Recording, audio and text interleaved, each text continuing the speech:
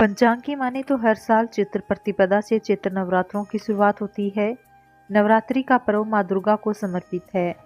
इस साल चैत्र नवरात्रि 30 मार्च से शुरू होने जा रही है। पहले दिन प्रतिपदा तिथि यानी 30 मार्च को कलश स्थापना की जाएगी। चैत्र नवरात्रों में कई शुभ योग बनेंगे, जिस कारण नवरात्रि का महत्व कहीं अधिक होगा। नवरात्रों में जितनी महत्ता पूजा पाठ की होती है, उतनी ही इन दिनों खरीदी जाने वाली चीजों की भी होती है।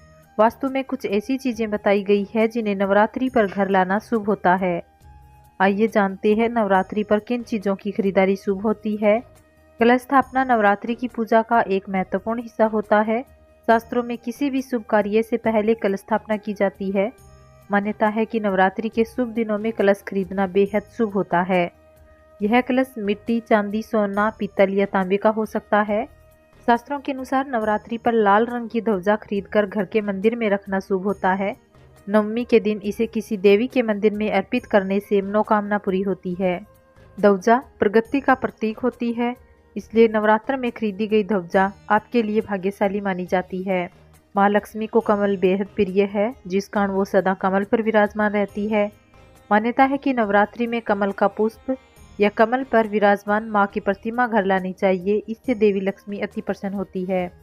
कलावा, जिसे मौली या रक्षासूत्र भी कहती है, मान्यता है कि मौली में ब्रह्मा, विष्णु, महेश तीनों देवताओं का आशीर्वाद होता है। वास्तुशास्त्र अनुसार नवरात्रि के दौरान घर में लाल कलावा या मौली लाना भी अति शुभ माना जाता है। इससे आर्थिक संकट दूर होता है। मोरपंख सकारात्मकता का प्रतीक माना जाता है। नवरात्रि के दौरान घर में मोरपंख लाना बहुत शुभ होता है। वास्तु अनुसार अगर आप नवरात्रि के किसी भी दिन मोरपंख घर लाकर इसे घर के ईशान कोण में रखते हैं, तो इससे आपके घर में पॉजिटिव एनर्जी बनी रहती है और जातक के जीवन में विद्या धन की कमी नहीं रहती।